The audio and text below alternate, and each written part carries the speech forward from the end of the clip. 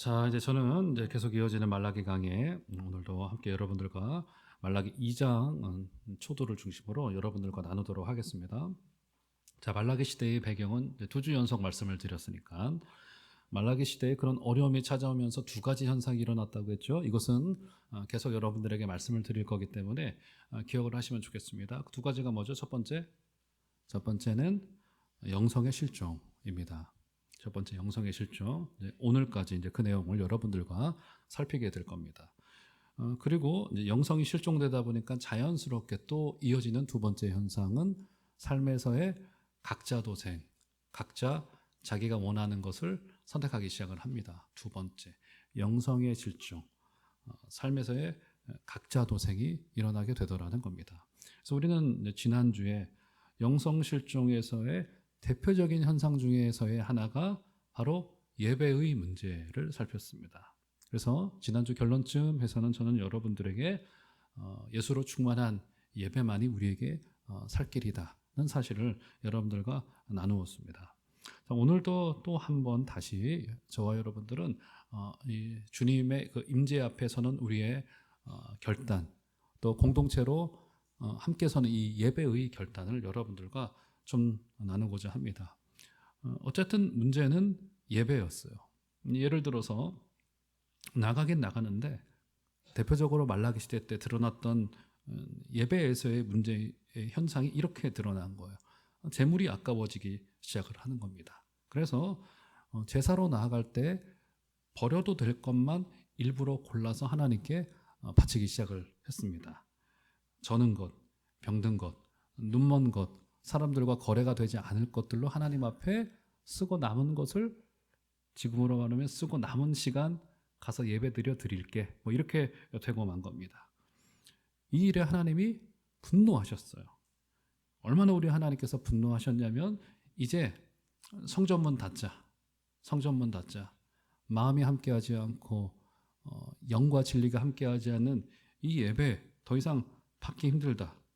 마음에서 먼 예배를 드리는 자들에게 내린 하나님의 아주 무섭고도 통렬한 결과였어요. 저는 개인적으로 지난주에 등장했던 1장 10절에 우리 하나님께서 성전문 닫자고 하는 이 말라기서 1장 10절의 성경에서 가장 무시무시한 구절 같아요. 이제 성전문 닫자, 교회 그만하자, 교회 폐업이 아니라 뭘까요? 교회 폐쇄하자는 주님의 이 음성이 너무너무 무시무시하게 들립니다. 그죠? 우리는 지난 코로나 기간 동안에 예배당문 닫았었어요.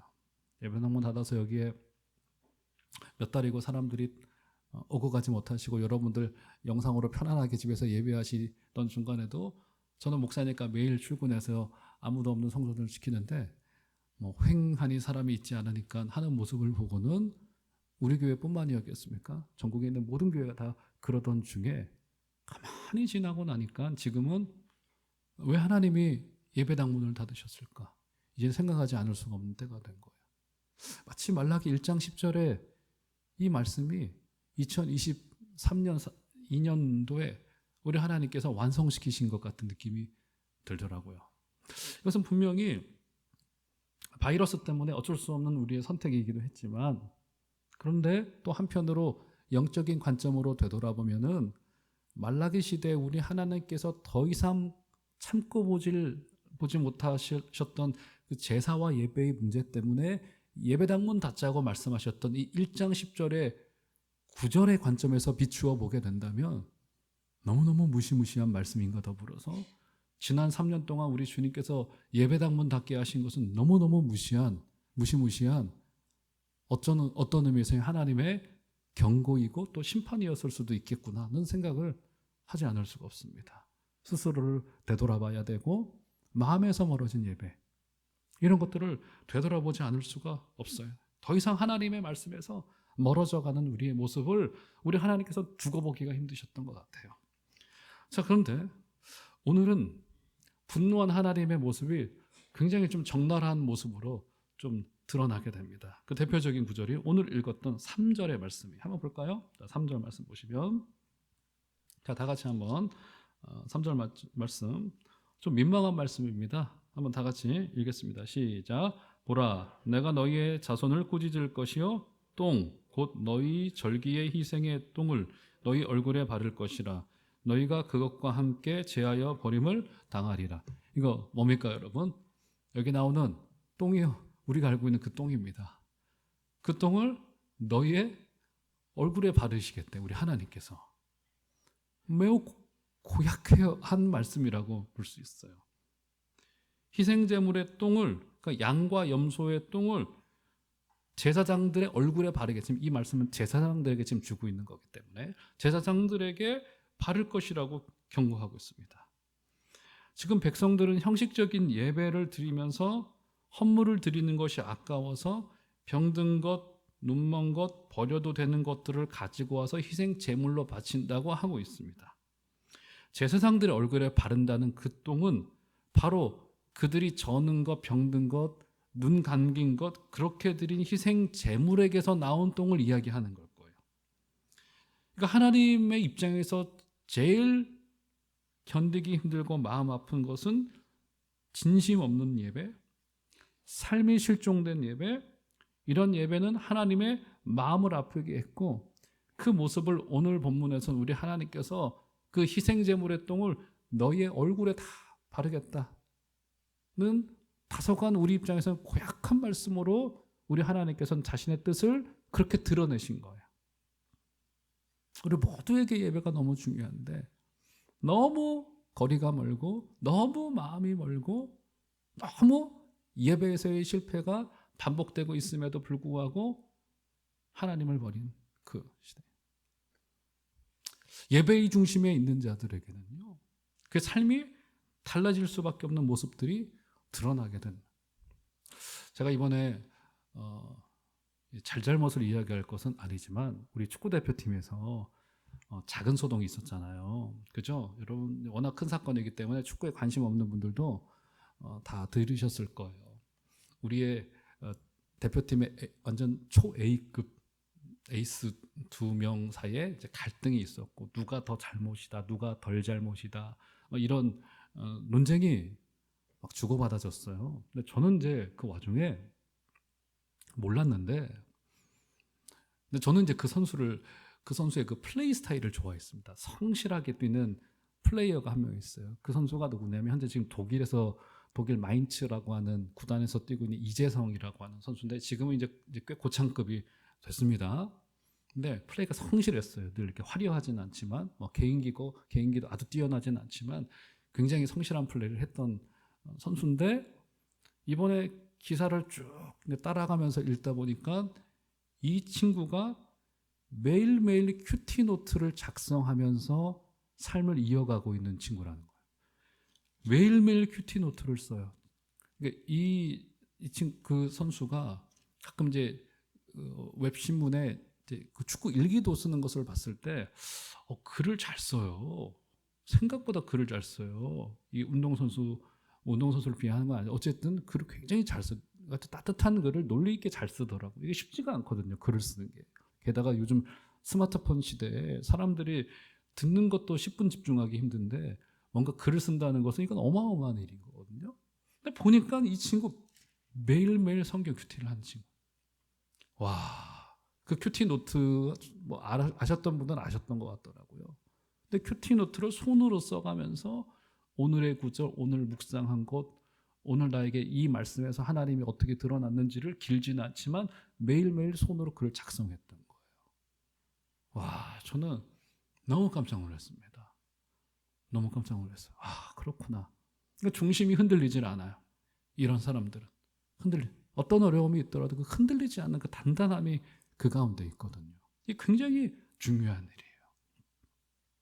화려하진 않지만 그 중심을 하나님께 둬가면서 자신이 있는 자리에서 내가 하나님과 개인으로 어떻게 교제할 것인지를 늘 고민하고 하나님 앞에 나가는 그 예배자로서의 모습이 있을 때 그때 흔들리지 않는 인생이 된단 말이에요.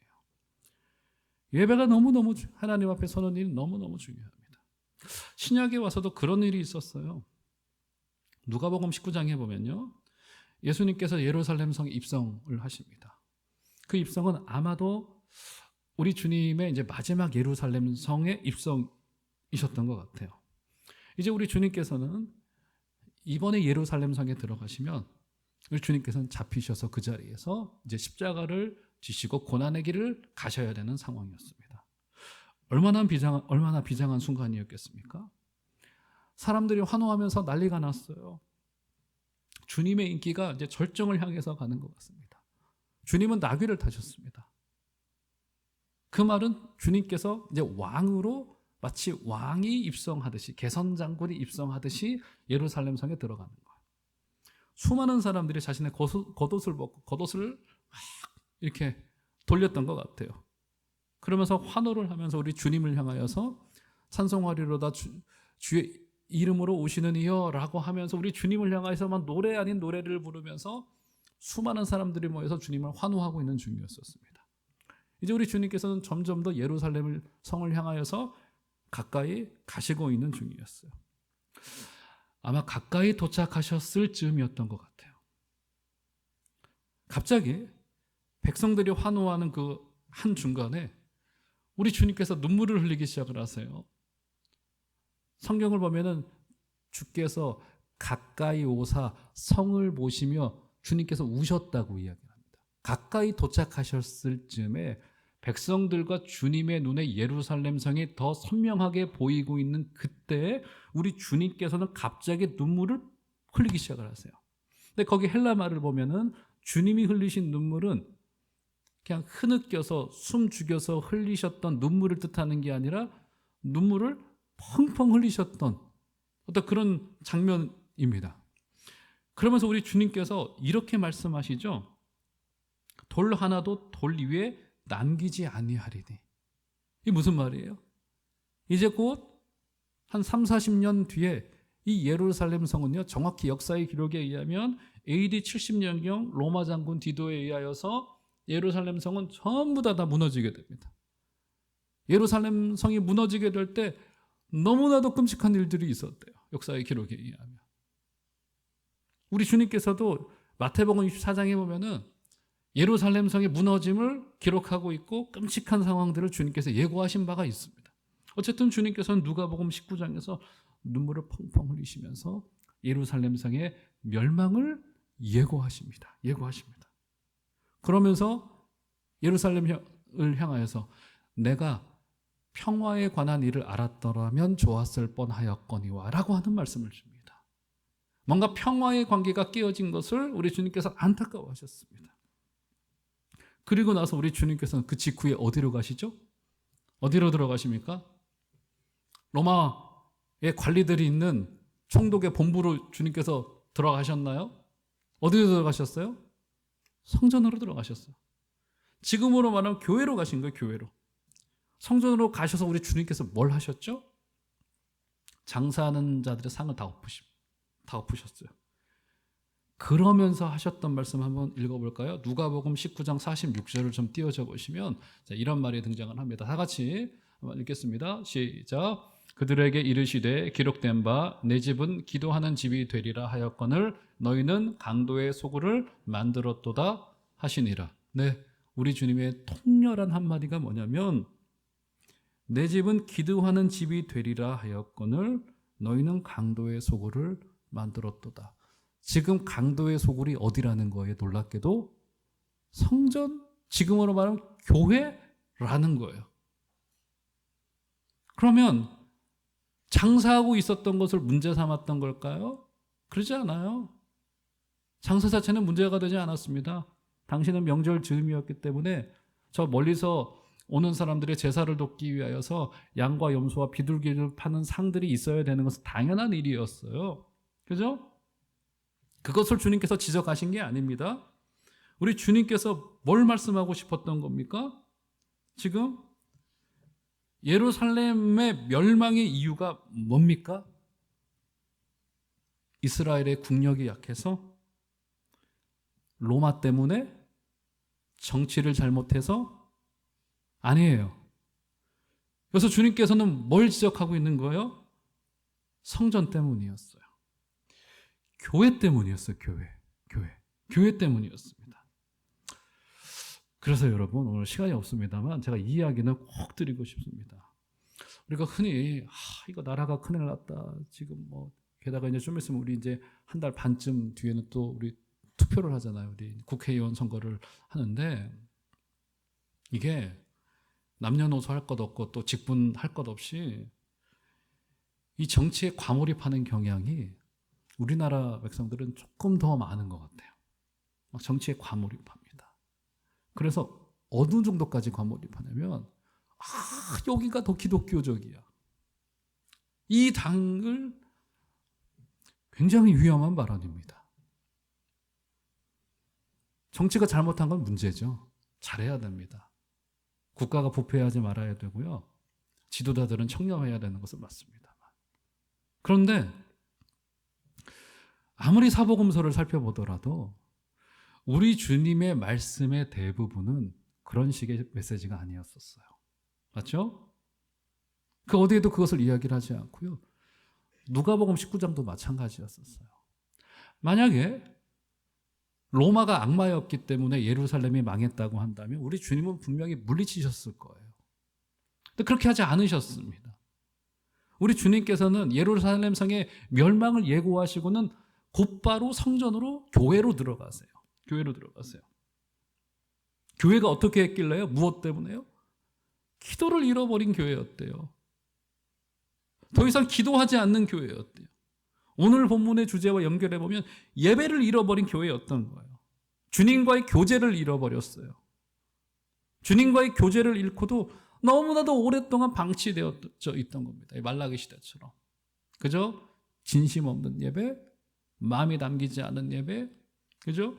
좋은 의미에서의 습관적인 예배인데 무너져 버리는 그 개인의 경건의 생활과 공동체의 예배가 그 중심에 있었던 거예요. 그러니까 멸망하는 도시 한가운데는 예배를 잃어버린 교회가 있다라는 겁니다. 예배를 잃어버린 교회가 있다라는 거예요. 너무나도 이거는 정확한 지적이에요. 여러분 이것은 공식과도 같습니다.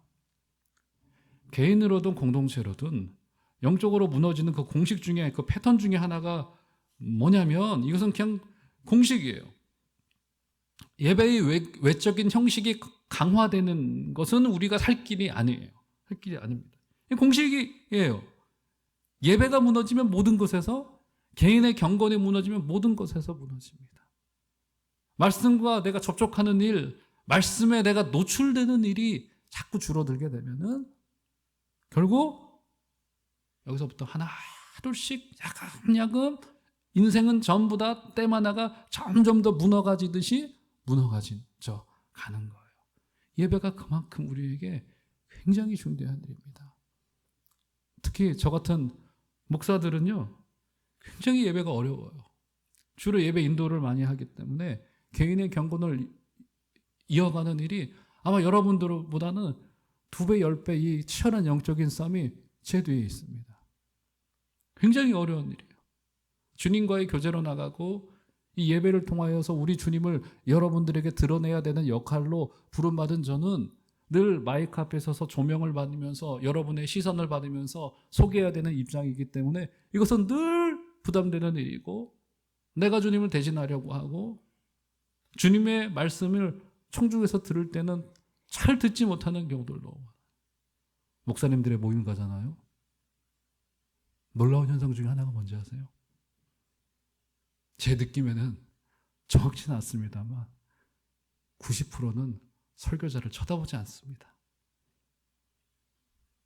너랑 나랑 또이또이인데 네가 설교하고 있어? 너무 끔찍한 모습이에요. 더 이상 쳐다보지 않아요. 듣지 않습니다. 사랑하는 여러분, 우리 한 해 동안 여러분들이 예배 잘 들으신다고 저 개인으로 이득될 거 아무것도 없습니다. 여러분들을 위하신 일이에요. 한 해 동안 예배만이 우리에게 살 길인 것을 알고 무너져가는 한 도시의 중심에는 기도를 잃고 예배를 잃어버린 교회가 있더라는 사실, 이 엄중한 사실 앞에 다시 서서 우리 주님 앞에 한 해 동안 열심히 예배하시고 주님과의 교제를 이어가시고 개인의 경건을 잃지 않게 되시는 여러분들 되시기를 주 이름으로 축원합니다. 자, 그런데 만약 본문이 여기서 끝난다면 소망이 없을 텐데 그렇지 않죠? 자, 우리 주님께서는 이제 회복의 길을 우리에게 마련하여 주시는데요. 자, 볼까요? 4절로 가보시면, 4절 말라기의 이제 핵심 중에 핵심으로 들어가게 됩니다. 자, 4절 한번 다 같이 읽겠습니다. 시작. 만군의 여호와가 이르노라. 내가 이 명령을 너희에게 내린 것을 레위와 세운 나의 언약이 항상 있게 하려 함인 줄을 너희가 알리라. 여기 알기 힘든 이야기 한 가지가 이어집니다. 그래서 하나님께서 레위와 세운 나의 언약을 항상 있게 하려고 이 심판을 너희에게, 이 어려움을 너희에게 내렸다. 레위와 세운 나의 언약이라고 말합니다. 왜 갑자기 레위와 세운 나의 언약을 언급하신 것일까? 그죠? 자, 일단은 여러 관점에서 좀 우리가 살펴야 될 텐데, 자, 1장과 2장을 보면 1장 6절 한번 보시겠어요? 1장 6절 보시면 내 이름을 멸시하는 제사장들. 지난주의 말씀도 제가 시간이 부족해서 언급하지 못했죠. 이 말씀도 사실은 먼저는 제사장들에게 주었던 말씀인 거구나 하는 것을 알 수 있고요. 자, 2장 1절도 보실까요? 오늘 본문도 사실상 1차적으로 누구에게 준 겁니까? 제사장들에게. 지금 저는 것, 병든 것, 눈먼 것을 가지고 온 것은 일반 백성들이었어요. 그런데 주님께서는 지금 1차적으로 또 레위와 세운 나의 언약을 상기시킨 것에서도 그렇고 지금 제사장들을 먼저 지적하십니다. 그죠? 그러니까 여러분, 결국 말라기 시대 때도 제사장들에게 1차적인 책임을 물으셨고 말씀을 주셨듯이 결국 저와 같은 목회자들이 중요하다고 말하기보다는 뭐라고 표현해야 될까요? 바로 서야 됩니다. 우리는 여러 가지, 목회자들에게는 여러분 여러 가지 것들이 이제 요구가 되어지는데 그 중에서도 무엇보다도 여러분 굉장히 중요한 것 중 하나가 뭐냐면 아주 탄탄한 신학적인 기초가 필요합니다. 여러분, 신학의 왜곡, 신학의 부실은요, 지금 당장에는 표가 나지 않습니다. 담임 목사님이 좀 이렇게 돼야지. 경영을 잘하셔야지. 재미있으셔야지. 여러 가지 요구가 있을 수 있단 말이에요. 다 필요한 것들이에요. 그런데 이 신학의 실종, 신학의 부실은요, 지금 당장 오늘 내일 1년, 2년 정도로 표가 나지는 않아요. 않을 수 있습니다. 서서히 균열을 가지고 오는데, 근데 이것은 돌이킬 수 없는 결과를 가지고 올 수가 있어요. 돌이킬 수 없는 건 없겠지만 인간적으로 볼 때 그렇다는 겁니다. 너무 심각한 결과를 가지고 올 수 있어요. 그래서 여러분, 목사는 평생 공부하는 자들이어야 합니다. 말씀을 전해야 될 책무는 그렇게 중요한 거예요. 교회를 거쳐가는 많은 목회자님들이 계시죠. 저는 말하기를 우리 종암제일교회 그늘 아래에 있는 목회자님들, 또 여기를 어쨌든 몇 년이고 함께 하실 목사님들이 있으시게 될 텐데, 우리 교회에서 사역을 하시면서 그들이 잘 준비되어지고 그들이 또 어느 곳으로 다시 파송되어져서 가게 되든지 간에 잘 배우고 잘 훈련되어져서 하나님 나라 일꾼으로 세워져가는, 성장되어지고 변화되어지고 성숙되어지는 목회자들로 준비되어지는 꿈을 저는 꿉니다. 그래서 우리 성도님들도 지금처럼 잘 그들을 환대하여 주듯이 잘 환대하여 주시고 잘 자라갈 수 있는 환경. 몇 년 안 했을 분들이니까 써먹고 말아야지, 이런 생각을 가지실 분은 없겠지만 그러시면 안 된다는 거예요. 제가 유학 시절 섬겼던 우리 교회 담임 목사님과 우리 교회에 한번 오셨죠. 안태훈 목사님, 키 작은, 키가 굉장히 작으신, 제가 소개를 해드릴 때 그분은 저한테는 작은 거인이라고 말씀드렸습니다. 지금까지도 20년 가까운 세월 동안 제가 멀리 계시지만 가끔 교제도 하고 기도 제목도 나누는 분이신데, 저와 교단도 다르고 배경도 다른 분이셨습니다. 제가 이제 그 유학 시절이 사실은 넉넉해서 갔던 건 아니기 때문에 늘 쪼들리고 어려운 상황 중에 있었고, 또 그 교회를 우연찮게 만나가지고 제가 부교육자로 한 4년 동안 사역을 할 수 있었던 때였고요. 그때 제가 첫째 아이 돌 때 정도 좀 지나서 그 교회에 이제 부임을 했었던 기억이 납니다. 담임 목사셨지만 이민교회의 담임 목사는 이제 굉장히 이제 안정되지가 않았거든요. 굉장히 본인도 힘드셨을 텐데, 참 어떻게 보면 저한테는 그분은 인간적으로 너무나도 큰 은혜이셨어요. 그렇다고 그분이 저한테 뭔가를 이렇게 해주신 건 없습니다. 뭔가 크게 뭔가를 그런 건 없었어요. 근데 저에게 그분이 뭐라고 해야 될까요? 말하진 않지만 큰 그늘이 되어 주셨고 그 교회 성도님들의 그 저를 향한 환대가 잊혀지지가 않아요. 게다가 제 아내가 거기서 또 둘째 임신했죠. 둘째 낳죠. 우리 막내 할인이 거기서 임신해서 배가 불러서 왔죠. 뭐 이런 상황 속에서 담임 목사님의 그 그늘과 우리 성도님들의 환대가 저에게는 큰 도움이 됐습니다. 그래서 제가 이제 한국으로 돌아올 쯤 정도 돼가지고는 지난 4년을 되돌아보니까 너무 고마운 거예요. 그래가지고 담임 목사님께 제 성격에 제가 알랑방구 이런 걸 잘 못하는데 너무 고마운 마음이 들어가지고 그냥 식사하던 자리에서 슬쩍 목사님 너무 감사하다고 이렇게 저희를 이렇게 보살펴 주셨다고 사역할 수 있도록 자리를 주셨다고 너무 고맙다고 제가 감사의 말을 표현을 했습니다.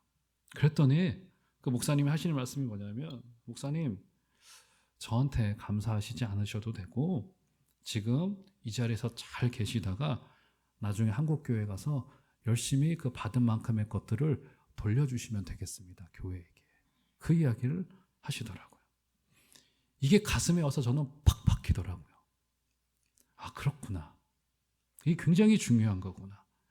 이 교회가 담임 목사를 비롯한 목회자들을 섬기는 굉장히 중대한 이유겠구나. 이런 생각을 저는 많이 하게 됩니다. 이제 교회는 다음 세대를 준비하는 것과 더불어서 차세대 목회자들을 준비해야 합니다. 준비하는 일을 우리가 뭔가를 막 제공함으로써 되는 일은 아닐 거예요. 이것은 당장에는 별 이상 없어 보이나 한 세대를 지나면서 우리에게 굉장히 중대한 선물로 되돌아올 수도 있고 치명적인 결과로 남게 될 수도 있어요. 전 너무너무 많이 봅니다. 사랑하는 종암제일교회 성도 여러분, 우리 종암제일교회 목회자를 키우고 선교사를 키우고 다음 세대 말씀의 종들을 준비시키는 우리 교회 될 수 있게 되기를 주의 이름으로 축원합니다. 너희 제사장들아 라고 하는 것을 에서 볼 수 있어요. 자, 그렇다면 여기 레위와 세운 언약이 무엇이길래 이 엄중한 순간에 이것을 언급하신 것일까? 그래서 해석의 문제가 되는 것은 뭐냐면 구약 성경 어디에도 레위인과 언약을 체결한 사건에 대한 기록이 없기 때문입니다. 구약 성경 그 어디에도 특정 레위인과 우리 주님께서 율법을 따라서 언약을 체결하셨다는 장면은 등장하지 않아요. 그죠? 이기 때문에 문제가 되는 겁니다. 자, 그러면 오늘 본문이 2장 이제 5절 이하에 레위와 세운 언약의 원형이 되는 사건을 흔히 비느하스의 사건과 그와 맺은 언약에서 볼 수 있습니다. 그 사건이 민수기 22장부터 시작되어진 발락과 발람 이야기와 더불어서 일어났던 사건이고 마침 지난 주간에 우리가 새벽마다 읽었던 또 우리 레몬티 바이블로 읽었던 성경 본문 중에 하나예요. 읽으셨던 분들은 기억나실 거예요. 민수기 25장에 보면은 그 사건이 등장하는데요. 자, 발락 선지자가 모압 왕 발람에게 이스라엘에 관한 정보를 드디어 이제 슬금슬금 흘립니다. 처음에는 선지자가 거절을 하죠. 거절을 했으면 모압 왕 발람을 따라가지 말았어야 됐죠. 하나님의 뜻은 분명했습니다. 그런데 슬금슬금 자신의 자리를 열어서 모압 왕 발람을 끌어들이고 양보를 합니다. 그러다 결국 이스라엘에 관한 취약한 정보를 모압 왕 발람에게 쓱 내밉니다. 그래서 시딤에서 어마어마한 사건이 일어났어요. 이스라엘 백성들이 모압 여인들을 전략적으로 받아들이기 시작을 한 겁니다. 이것은 단순히 음행 사건을 넘어서서 주님과의 영적인 음행이었어요. 그들의 종교도 받아들이는 사건이었고 이것을 성경은 그들이 바알 부올에 가담했다라고 하면서 바알 종교에 그들이 귀의했던 것으로 성경 통렬하게 평가를 하고 있단 말이에요. 이 때문에 어떤 심판이 내리죠? 전염병이 찾아와서 수많은 사람들이 죽어나가고 있던 한중간이었습니다. 그런데 그때 한 이스라엘 남자가 이방 여인을 자신의 진영 안으로 끌어다 드립니다. 아예 진영 안으로 데리고 들어온 거예요. 자신의 집 안으로, 지금으로 말하는 교회 안에 데리고 온 거예요. 교회 안에. 버젓이. 이것은 그 시대를 보여주는 매우 상징적인 그림이었습니다. 그때 누가 나서죠? 비느하스가 창을 들고 일어나서 두 사람을 그 자리에서 즉결 처단합니다. 그제서야 연병이 그치고 하나님의 심판이 멈췄다고 이야기를 합니다. 이에 대하여 하나님께서 이렇게 평가하세요. 자, 민수기 25장 11절에서 13절을 보시면, 자, 올려줘 보실까요? 이런 이야기 있습니다. 제사장 아론의 손자 엘르아살의 아들 비느하스가 내 질투심으로 질투하여 이스라엘 자손 중에서 내 노를 돌이켜서 내 질투심으로 그들을 소멸하지 않게 하였도다. 그러므로 말하라. 내가 그에게 내 평화의 언약을 주리니. 자, 13절 다 같이 시작. 그와 그의 후손에게 영원한 제사장 직분의 언약이라. 그가 그의 하나님을 위하여 질투하여 이스라엘 자손을 속죄하였음이니라. 예, 이 11절부터 13절까지가 직접적으로 언약을 체결하는 장면은 아니지만 모세를 통하여서 비느하스와의 언약을 평화의 언약 혹은 영원한 제사장 직분의 언약이라고 불렀습니다. 그죠? 모세 때도 이 사건, 비슷한 사건이 한 가지가 있었죠. 출애굽 초기에 모세가 한 산 위에서 율법을 받을 때 이스라엘 백성들이 산 밑에서 우상 숭배를 하고 있었습니다. 그런데 이 일 때문에 우리 하나님께서는 진노하셔서 자신의 편에 선 레위인들을 불러서 금송아지를 섬기던 반역자, 핵심 반역자 3,000명을 그 자리에서 벌을 내렸습니다. 레위 지파는 이 사건에 구별되어 쓰임받았습니다. 그죠? 모세는 그 레위인들이 형제를 친 것을 여호와께 헌신했다라고 하는 표현을 동원하여서 정당성을 부여해요. 종합해보자면 뭡니까? 이 비느하스 사건이나 이 시내산의 율법을 받을 때의 사건에서 레위 지파는 중재자, 중보자, 하나님의 대리자의 역할을 감당하더라는 거예요. 감당하더라는 겁니다. 그러니까 이 언약 속에는 뭐가 담겨 있는 거예요? 레위의 언약을 따라서 지금 이 상황에 이 백성에게는 중보자, 중재자가 필요한 거구나 라는 사실을 다시 확인시키고 있는 거예요. 이 난국을 타개할 것은 중보자가 오셔야 되겠구나, 중재자가 오셔야 되겠구나 라고 하는 거예요. 그 중보자가 와서 무슨 역할을 하는지를 볼까요? 자, 말라기서 2장으로 되돌아가 보시면 6절, 7절 보시면 볼까요? 그의 입에는 진리의 법이 있었고 그의 입술에는 불의함이 없었으며 그가 화평함과 정직함으로 나와 동행하며 많은 사람을 돌이켜 죄악에서 떠나게 하였느니라. 제사장의 입술은 지식을 지켜야 하겠고 사람들은 그의 입에서 율법을 구하게 되어야 할 것이니 제사장은 만군의 여호와의 사자가 됨이거늘 하면서 레위 지파를 따라 오게 될, 또 와야 됐을 제사장들의 역할이 입술에 말씀을 물고 말씀을 전파하면서 여호와의 사자가 되어져서 백성들은 그에게 율법을 구하고 그에게 가서 저에게 말씀을 가르쳐 주십시오, 저에게 진리의 말씀을 가르쳐 주세요 라고 하는 역할이 제사장에게 요구된다. 중보자의 역할. 그 정점이 무엇이죠, 여러분? 그런데 중보자로서의 제사장의 역할이 뭡니까? 백성을 대신하여서 예물을 들고 제단 위에 드리는 일이었어요. 결국 이 말씀 우리에게 뭘 이야기를 하고 있는 거예요? 바로 이 백성의 연약함과 죄 때문에 반드시 한 중보자가 오셔서 자신을 십자가 제단 위에 드리셔야 되는 사건이 반드시 있어야 됐다는 겁니다. 이처럼 말라기 선지자는 인생에는 희망이 없기에 레위의 언약을 상기시킵니다. 이스라엘의 부끄러운 역사를 다시 끄집어냈어요. 민수기 25장에. 그리고 그 가운데 중보자의 역할을 감당했던 제사장을 다시 한번 말씀하면서 우리에게 다시 한번 중보자, 중재자가 필요한 것을 다시 한번 상기시키고 있는 겁니다. 하나님이 내리시는 심판은 궁극적인 멸망으로 우리를 이끌지 않습니다. 그래서 5절에서 생명과 평강의 언약이라고 하는 표현이 그래서 등장했던 겁니다. 결국 성도는 온전한 제물이 되시고 그분이 제사장이면서 직접 제물이 되신 온전한 중보자이신 그리스도를 통해서만이 회복될 수 있고, 또 우리를 살리는 예배, 살 길이 되는 그 예배의 중심에는 그분과의 깊은 교제로 들어가는 일들이 우리에게 있어야 된다는 것입니다.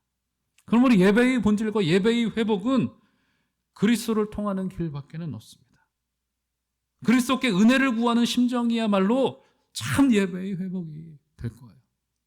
우리 지난 주간에 시편 51편을 또 새벽에 읽었습니다. 지금 레몬트 성경 바이블에 의하면. 그런데 다윗이 밧세바 사건으로 무너지고 회복한 뒤에 하나님께서 받으시는 제사를 시편 51편 17절에서 뭐라고 이야기를 합니까, 여러분?